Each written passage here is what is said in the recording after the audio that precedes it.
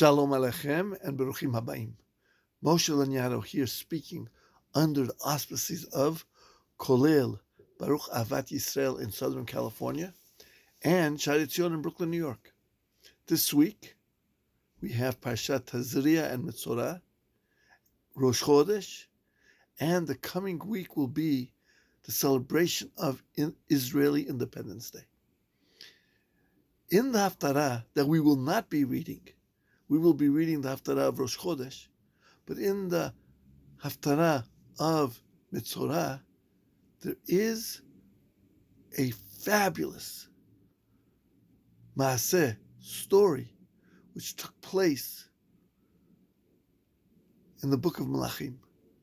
It's the story of Gehazi and his 3 sons. They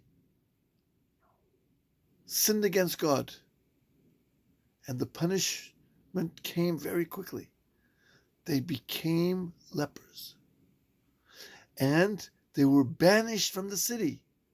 They had to leave the city, because such was the halakha concerning somebody who had mitzorah. You had to leave the city. They left the city.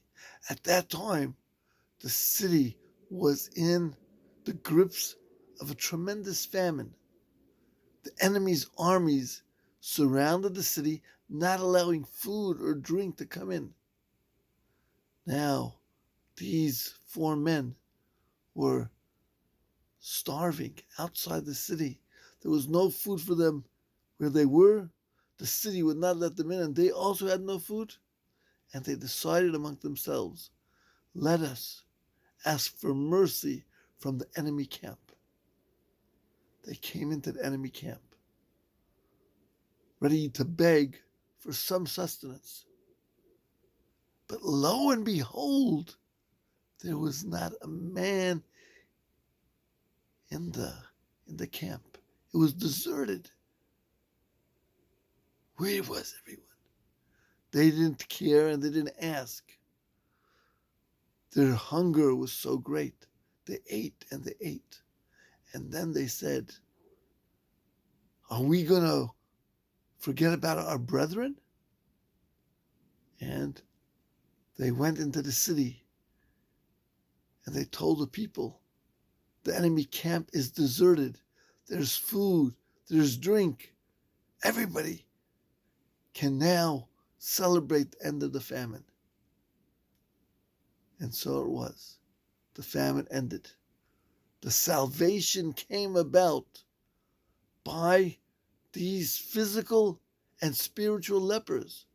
Men who were punished by God, who had to be outside the city, had to have some sort of solitary confinement beyond their own, in no man's land. But through them came the salvation. My friends, this is such a powerful haftarah.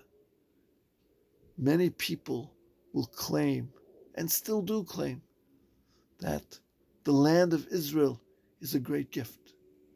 But it came to us in 1948 and later through the hands of non-religious, irreligious people who didn't care about the Torah, who didn't care about God, who didn't care about the ancient tradition from Sinai.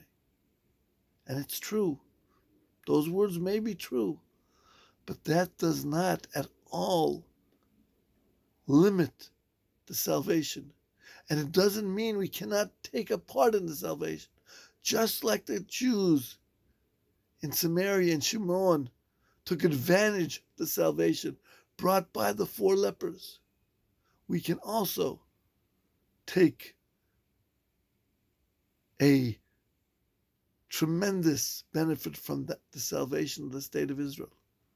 My friends, do not think that I'm comparing the founding fathers of the state to those 4 lepers. Are they better? Are they worse? That is not my point. My point is it makes no difference. When God gives us a gift, it doesn't make a difference how it comes. It has come, and let us rejoice. Let us rejoice in our homeland. Let us rejoice in the fact that after close to 2,000 years, we came back home.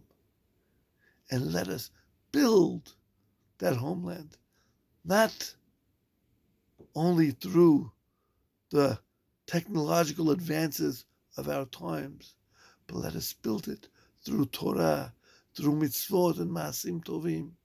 Let it truly be a land which prospers on its connection to God. And then we will be able to all hold hands to greet Mashiach Tzidkenu. Shabbat Shalom and Chodesh Tov.